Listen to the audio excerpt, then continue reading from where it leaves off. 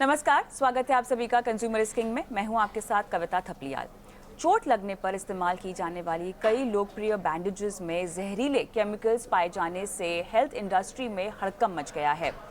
Forever chemicals के नाम से जाने वाले ये जहरीले केमिकल्स पर्यावरण और कंज्यूमर राइट्स की रक्षा करने वाले संगठनों और एनवायरमेंटलिस्ट की अगर हम बात करें, हेल्थ न्यूज़ के द्वारा एक अध्ययन में यहाँ पर पाया गया है कि बैंडेड और कुराट जैसे जाने माने ब्रांड्स की जो बैंडेजेस हैं वो जहरीली केमिकल्स जो हैं इसमें पाए गए हैं। अब अध्ययन का जो निष्कर्ष है वो न केवल चौंकाने वाला है बल्कि दुनिया भर के लाखों लोगों के लिए भी बड़ी चिंता का विषय बनता जा रहा है। रोज़ाना बैंडेज का इस्तेमाल करते हैं हम लोग और ये जो केमिकल्स हैं वो खुले घाव के ज़रिए ब्लड फ्लो में प्रवेश कर सकते हैं, जिससे कई हेल्थ जुड़ी प्रॉब्लम्स या समस्याएं सामने आ सकती हैं। 18 अलग अलग ब्रांड्स की 40 बैंडेजेस के टेस्ट करने के बाद अध्ययन ने निष्कर्ष निकाला है कि उनमें से 26 में कार्बनिक फ्लोरीन का पता चला है, जो हानिकारक पीएफएस केमिकल का एक सूचक भी है। तो आज इसी पर हम विस्तार से बात करेंगे और कैसे जो आम बैंडेड आप यूज़ करते हैं, ख़ासतौर से अगर हम बच्चों की बात करें, क्योंकि बढ़ते बच्चे गिरते हैं, चोट लगती है, आसानी सी जो चीज़ होती है या जो पहली चीज़ आपके दिमाग में आती है कि अगर चोट लगी है उसको खुलाना छोड़े, उस पर बैंडेड लगा दे। अब ये बैंडेड से अगर कैंसर होने लग गया है तो ये जो अध्ययन सामने आ रहा है कितना चिंताजनक है, इस पर बात करते हैं। Doctor Sajjan Raj Purohit, senior director medical oncology BLK Max hospital, doctor Anshuman Kumar, director surgical oncology Dharamshila Narayana hospital, आप दोनों का स्वागत है हमारी इस बेहद खास पेशकश में। और सबसे पहले जो रिसर्च सामने आई है डॉक्टर सज्जन, आपके पहले कमेंट्स क्या होंगे इस पर? तो पहली बात तो बहुत शुक्रिया इस जागरूकता मंच पे और टॉपिक पे डिस्कस करने के लिए। काफी टाइम से हमें केमिकल्स के बारे में जानकारी है कि विभिन्न तरह के जो केमिकल्स हैं वो हमारी बॉडी को नुकसान करते हैं। और ये फॉरएवर केमिकल्स जो हैं इस पे हमने पहले भी 2-3 चर्चाएं की हैं। तो ये जो केमिकल्स होते हैं ये एक तरह के हाई मॉलिक्यूलर वेट हाइड्रोकार्बन्स होते हैं और इसमें फ्लोरोकार्बन्स आते हैं और कुछ केमिकल्स आते हैं। उनकी प्रॉब्लम ये होती है कि वो बायो कॉन्सेंट्रेशन का एक प्रिंसिपल है जिसके अंदर कि धीरे-धीरे वो एनिमल्स में, प्लांट्स में ओवर टाइम एक्यूमुलेट होते जाते हैं और ये जो ह्यूमन बीइंग्स हैं या बाकी एनिमल्स हैं इनको डिग्रेड नहीं कर पाते और ना ये नेचर में डिग्रेड होते हैं। तो इसकी वजह से इनका बॉडी में एक्यूमुलेशन होने से लॉन्ग टर्म साइड इफेक्ट्स आते हैं, जो कि हम चर्चा करेंगे। बट ये काफ़ी चिंता का विषय है। ऐसे प्रोडक्ट्स जो कि हमारे बॉडी के लिए नुकसान है शॉर्ट टर्म में और लॉन्ग टर्म में, उनको हमें किसी भी हालत में यूज़ करना या तो बंद करना चाहिए या उनके सेफर अल्टरनेटिव्स सर्च करने चाहिए। अंशुमन, ठीक है, ये अध्ययन में सामने आ गया है। डॉक्टर सज्जन, आप भी कह रहे हैं कि ये हानिकारक है और इनका इस्तेमाल हमें शायद बंद कर देना चाहिए, लेकिन जिस तर्ज पर ये चीज़ें बेची जाती हैं, है ना, वो किस चीज़ पर होती है, वो किस बुनियाद पर बेची जाती है? क्योंकि खुले घाव पर ही उसको लगाया जाता है ताकि आप उसको और घाव गहरा ना हो जाए, पानी से और तमाम तरह की डस्ट से उसको बचाया जा सके। तो ये तो काफ़ी लंबे समय से हम करते आ रहे हैं और इस तरह के अध्ययन अगर अब जाकर सामने आ रहे हैं तो कहीं ना कहीं जागरूकता की तो कमी खैर है ही है, लेकिन उसके अलावा जो चीज़ें बेची जा रही है, मसलन के तौर पर अगर मैं ये बैंडेड की ही बात करूँ, तो उनमें किस तर्ज पर इसको बेचा जा रहा है? क्या लॉजिक जो है वो लगाया जा रहा है? क्योंकि अब तक जो लॉजिक हम लगाते आ रहे हैं उसका तो साइड इफेक्ट सामने दिखाई दे रहा है। जी।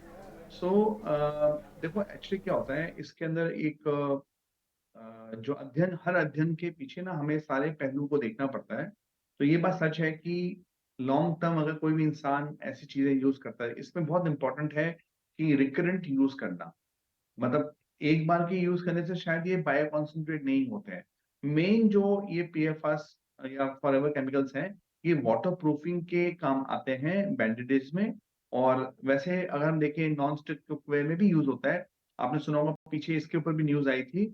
इस तरह की तमाम रिसर्च आती है जो हमें अलर्ट करती है कि इन तरह की चीज़ों का जितना हो सके कम इस्तेमाल करें। हम कभी-कभी ऐसा होता है कि इनको पूर्णतः अपनी लाइफ से नहीं निकाल सकते हैं। दूसरा, इनका प्रोलॉन्ग्ड या रिपीटेड यूज़ ही हमारे को इनको हार्मफुल बनाता है। तो ऐसा होता है कि ऐसा नहीं कि हर एक स्मॉल से स्मॉल मात्रा में ये क्लिनिकली मीनिंगफुल डिफरेंस आते हैं, बट यस, अगर इनको लाइफ का हिस्सा बनाया जाए या इनको इरैशनली यूज किया जाए, तो डेफिनेटली लॉन्ग टर्म में हमारे हेल्थ पे प्रभाव पड़ता है। ये तो रही बात इसके टॉपिक के ऊपर। अब रही बात कि अगर हमें कोई जानकारी रिसर्च के द्वारा मिली है, तो इसके ऊपर साइंटिफिक कम्युनिटी को उसके ऑल्टरनेटिव ढूंढने पड़ते हैं। अब इसमें हम देखें, चाहे प्लास्टिक यूज है, हमने प्लास्टिक का बायोडिग्रेडेबल यूजेस बढ़ाया है। हमने ऐसे प्लास्टिक यूज करने शुरू किए हैं जो कि ह्यूमन बॉडीज के लिए नॉन टॉक्सिक हैं।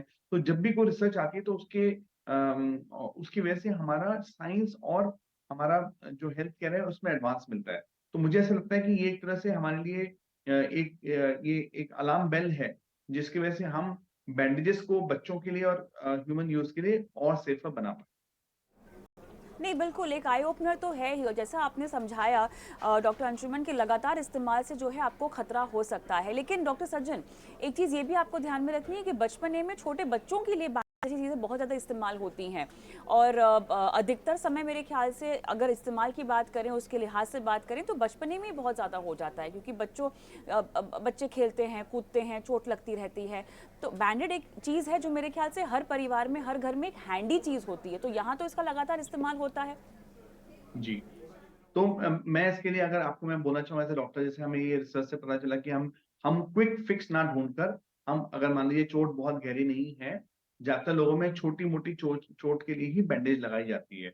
तो उसके अंदर डॉक्टर अंशुमन भी मेरे को ऐड करना चाहेंगे, वो सर्जन हैं। तो जब एक क्लियर वुंड होता है, तो उसको साफ करके, साबुन और पानी से साफ करके, ड्राई करके, अगर उसमें सर्जिकल गॉज़ या वैसे नॉर्मल सामान्य बैंडेज लगाई जाए, तो भी वो जल्दी ठीक हो सकता है। तो ऐसा नहीं है कि हर कट या वुंड के लिए हमें बैंडेज की ज़रूरत है। तो हम अपने लाइफ में मोस्ट टाइम्स 90% जो बैंडेज है, वो वैसे भी अवॉइड कर सकते हैं। तो आप डॉक्टर अंशुमन से पूछ सकते हैं, एज़ अ सर्जन उनकी क्या प्रतिक्रिया रहेगी इस बारे में? ये आपने एक बात कही यहाँ पर कि सामान्य बैंडेड लगा देनी चाहिए। अब हम तो ग्राहक हैं, हमें तो बैंड हम जाते हैं, अगर फार्मेसी के पास जाना होगा, केमिस्ट के पास जाना होगा, तो हम बोल देते हैं कि हमें बैंडेड दे दीजिए। अब हम कैसे समझे कि कौन सी प्लेन बैंडेड है, सामान्य बैंडेड है, साधारण बैंडेड है, और कौन सी स्पेशलाइज्ड बैंडेड है? सर, इसका भी तो डिस्टिंक्विशन हमें नहीं पता होगा ना। एक आम ग्राहक को, आम खरीदार को तो बैंडेड खरीदने से मतलब होता है, कोई भी सामान खरीदने से मतलब होता है। अब इसके भी साइड इफेक्ट्स अब आ रहे हैं, वो सामने पता चल रहा है। लेकिन आप एक आम सोच अगर लेकर चलें, तो हम कैसे खरीदने जाएं, समझ में कैसे आएगा? कविता जी, पहले इसकी जड़ में, इसके पीछे की वजह को समझिए, फिर आगे बात करते हैं। जी। बैंडेड जब आया था मार्केट में, तो लगा था एक मिरेकल हो गया है, चोट लगी, क्विक फिक्स सॉल्यूशन है, उठा के लगा दो। लेकिन वो बैंडेड का मेन एडहेसिव कंपोनेंट था फैब्रिक बेस, क्लॉथ बेस, जिसको आमतौर पे हम लिकोप्लास्ट बोलते थे। उसी मटेरियल का बैंडेड का एडहेसिव बनाया गया। प्रॉब्लम ये होती थी, आज दोपहर को बैंडेड लगाया, कल सुबह जब बच्चा वॉश करने गया, नहाने गया, पानी से गीला हुआ, तो बैंडेड गीला होता था, हटा दिया जाता था। फिर इंडस्ट्री ने ये डिसाइड किया कि कैसे इसको वाटर रेजिस्टेंट, स्टेन रेजिस्टेंट बनाया जाए, मतलब ब्लड बाहर न दिखे, और इसके ऊपर से अगर पानी जाए, अंदर से पसीना इसको गीला करे, तो गीला ना हो। तभी पीफैस का इसमें इस्तेमाल किया। पीफैस पर पॉलीफ्लोरो एल्कलाइल सब्सटेंस जो होता है, जहां भी आपको कोई चीज चिपकने नहीं देना है, वहां पे इस्तेमाल किया जाता है। इसका बैंडेड में कोई रोल एज एन एंटीसेप्टिक नहीं है, मतलब रिक्वायरमेंट नहीं था बैंडेड का, और स्टार्टिंग में बैंडेड में ये नहीं डाला गया था। वाटर प्रूफ जब बैंडेड का जमाना आया, तब इसको डाला गया। अब आप सोच रहे होंगे कि फिर डालने का फायदा क्या? और डालने का ये फायदा हुआ कि एक बैंडेड 3-4 दिन के लिए इस्तेमाल हो जाता था, वहां से पानी से गीला नहीं होता था। अब जब ये हुआ, तो आज स्टडी अमेरिका की हुई है, भारत की स्टडी नहीं है। अमेरिका ने इसलिए स्टडी की, उसको ये पता है पीफास बाकी कहां कहां था और किन किन चीजों को उन्होंने रोक लिया। आप टेफ्लॉन कोटेड बर्तन का इस्तेमाल घर में करते हैं, इससे ज्यादा हर दिन, और सो कॉल की तेल कम खाना है, इसके चक्कर में वो नॉन स्टिक तवे का, नॉन स्टिक कढ़ाई का जो इस्तेमाल करते हैं, उसमें भी पीफास सब्सटेंस है। Water resistant, grease resistant shirt जो पहनते हैं, कपड़े जो पहनते हैं कि इस पे पानी गिर गया निशान नहीं आएगा, कोई दाग नहीं लगेगा, उसमें भी पीफास है। आपके बेड में, बिस्तर में जो चादर आप बिछाते हैं, जिसको वाटर रेजिस्टेंट या ये रेजिस्टेंट करते हैं, उसमें पीफास है। आप जो पिज्जा बर्गर मंगवा खाते हैं, जिससे कवर किया जाता है, उसमें पीफास है। आप खाते हैं, कुछ बच जाता है, फ्रिज में रखते हैं, फिर उसी रैपर में उठा के गर्म करते हैं, पीफास लीक होके आपके खाने में आता है। तो अमेरिका इस पे रिसर्च कर चुका था, इसको एडिबल कंपोनेंट ह्यूमन कंजम्पशन से बाहर कर चुका, इसलिए अब छोटी चीज पे आ चुका है कि बैंडेड में भी पीफैस है और लंबे समय के इस्तेमाल के बाद खास करके खुले जख्म में एब्जॉर्ब होगा और ये चला गया ब्लड स्ट्रीम में। इसको इसीलिए कहते हैं फॉरएवर सब्सटेंस, मतलब सदैव सदैव के लिए, कयामत से कयामत तक ये तत्व आपके शरीर के अंदर वर्तमान रहेगा। वातावरण में जाए तो मिट्टी में, वायु में, जल में वर्तमान रहेगा और शरीर के अंदर कोशिकाओं में वर्तमान रहेगा। इसीलिए इसको कहा फॉरएवर सब्सटेंस। अब अमेरिका इस पे आ रहा है कि इससे भी पीफैस को निकालो, मतलब ह्यूमन टच में जहां जहां है पीफैस को निकाल। भारत के संदर्भ में अगर देखें तो पीफैस हम चारों तरफ अपने किचन से, रसोई से, डाइनिंग ड्राइंग रूम से, बच्चे के टिफिन से, शर्ट से, पैंट से, बेडशीट से, हर जगह पीफैस से घिरे हैं।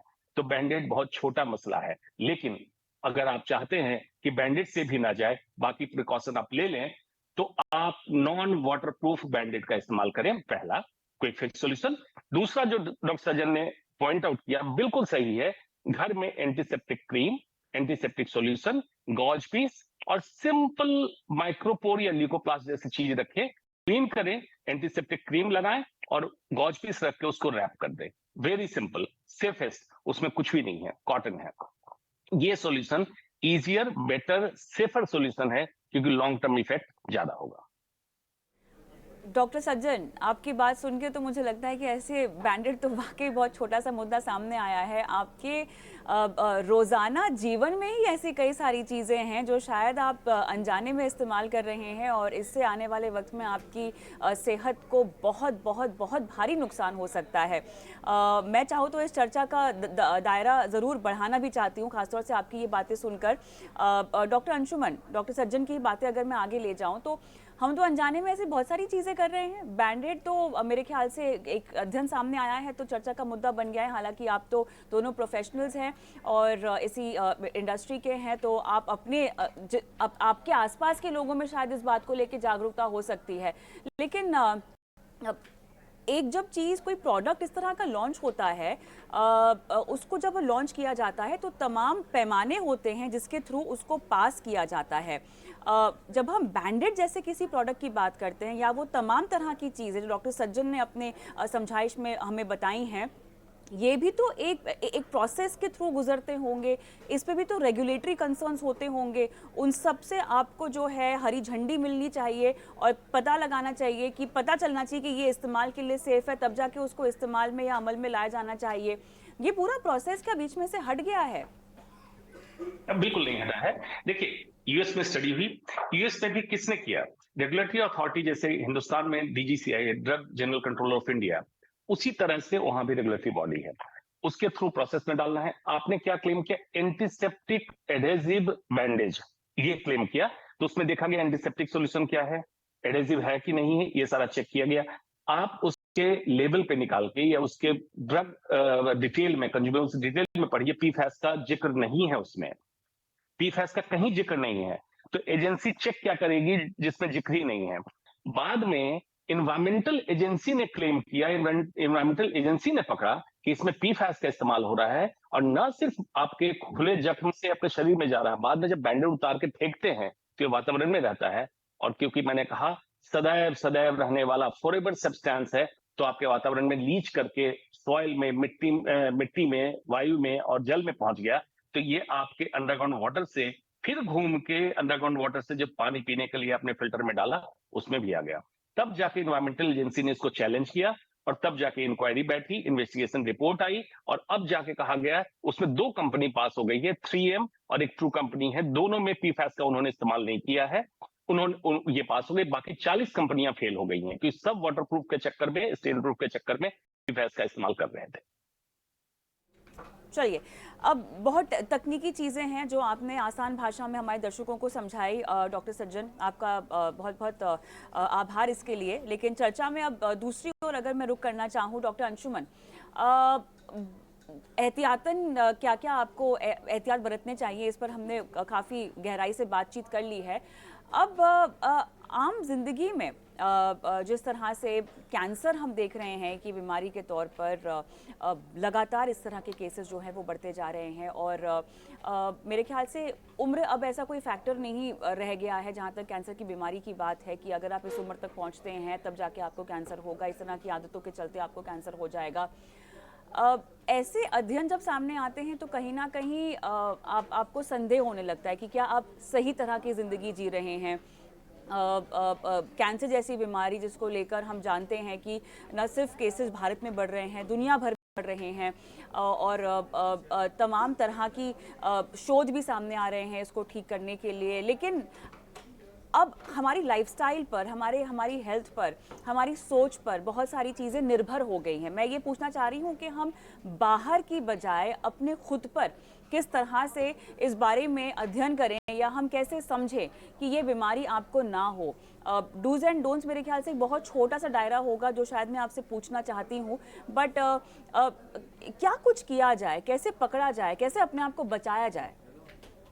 तो जितना जितना प्राकृतिक तरीका होगा जीवन शैली का, उतना ही ये देखा गया है कि वो हमारे कुछ स्टडीज की गई, जैसे अभी आप इस स्टडी की बात कर रहे हैं, तो लॉन्जिविटी पे भी स्टडी किया गया है। तो ये देखा गया कि जो ह्यूमन बींग्स अभी तक न्यूअर वर्ल्ड से या मॉडर्न वर्ल्ड से अनटच्ड हैं, पहाड़ों पे रहते हैं, जीवन है ना, वो सबसे बेस्ट जीवन। लेकिन सच बात ये है कि अर्बनाइजेशन, मॉडर्नाइजेशन की वजह से हम सब इस चीज से अछूते नहीं है। तो जब भी ऐसी कोई न्यूज आती है तो हमें सच में इसको लेकर डर लगता है कि भी हम ऐसा क्या करें जिससे हम बच सकते हैं कैंसर से। कैंसर के 3 मुख्य कारण हैं। सबसे पहला है इन्वायरमेंटल फैक्टर्स।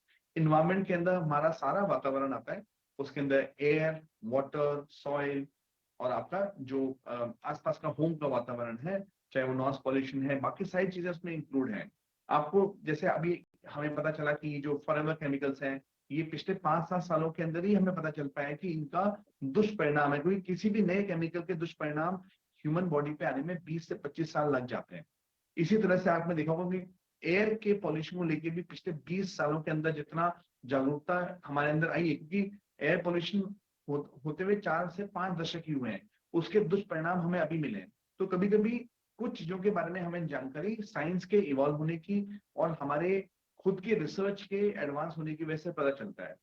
तो अब इसमें क्या कर सकते हैं?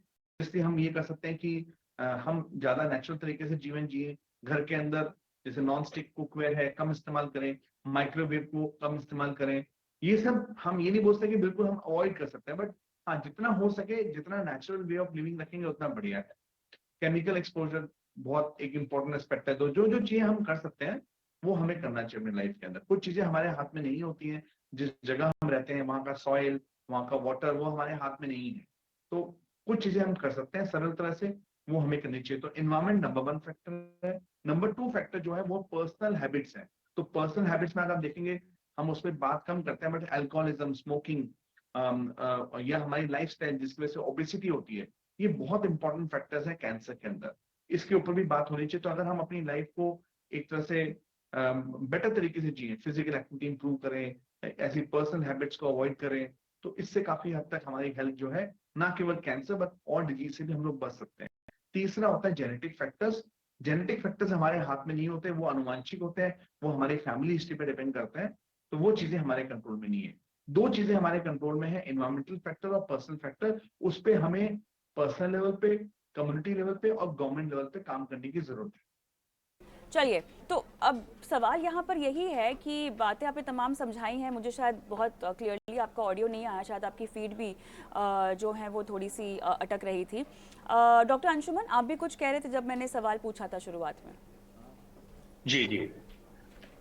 आपका सवाल था कि आखिर कैंसर से बचने के लिए करें क्या। एग्जैक्टली, हाँ। इसका जवाब है, बहुत कुछ ना करें तो कैंसर से बच जाएंगे। करना तो कुछ भी नहीं है, बहुत कम करना है तभी कैंसर से बचेंगे। आज इंसान बहुत ज्यादा कुछ करने लगा है। पहला थियरी है बैक टू बेसिक्स। अपने जड़ पे, ह्यूमन सिविलाइजेशन में इंसान जैसे इवॉल्व हुआ था, उसके जड़ तक जाइए। कुछ चीजें मॉडिफाई करनी पड़ेगी। मेट्रो सिटी में ना आपके पास जंगल है, ना दरिया है, ना तालाब है, तो थोड़ा मॉडिफिकेशन की जरूरत है, but back to basics. Minimalism. अपने लाइफ में जरूरतों को कम करिए, तो फालतू की चीजें आप लेके नहीं आएंगे घर में, और उसी में केमिकल है, उसी में ये सारी चीजें हैं। एक कॉन्सेप्ट ओबेसोजेन्स, ऐसे तत्व जिसमें कैलोरी नहीं है लेकिन मोटापा करा रहा है, और वही obesogen at the same time carcinogens है। आपको जानकर कार्सिनोजेन मतलब जो कैंसर कराता हो। आपको जानकर आश्चर्य होगा कि type 2 diabetes, hypertension, heart disease, Alzheimer disease, polycystic ovarian disease, cancer, ये बीमारी नहीं है। These are not diseases, these are manifestation. Manifestation किस चीज का? मॉलिक्यूलर हेल्थ, आपके सेल के अंदर का हेल्थ जब खराब होगा तब ये बीमारियां होंगी। तो ये तो सिर्फ एक आप लक्षण देखते हैं, बीमारी कहीं और हो रही है। और उस बीमारी में सबसे बड़ा कारण ओबेसोजेंस, जिसमें वातावरण का प्रदूषण, हैवी मेटल्स, आपका पीफैस जो हम लोग अभी डिस्कस कर रहे हैं, इस तरह की अनगिनत चीजें हैं जो हिडन है, जो आपको दिखती नहीं है। और ये एक आप समझ सकते हैं कि बाई प्रोडक्ट है बाजारवाद का।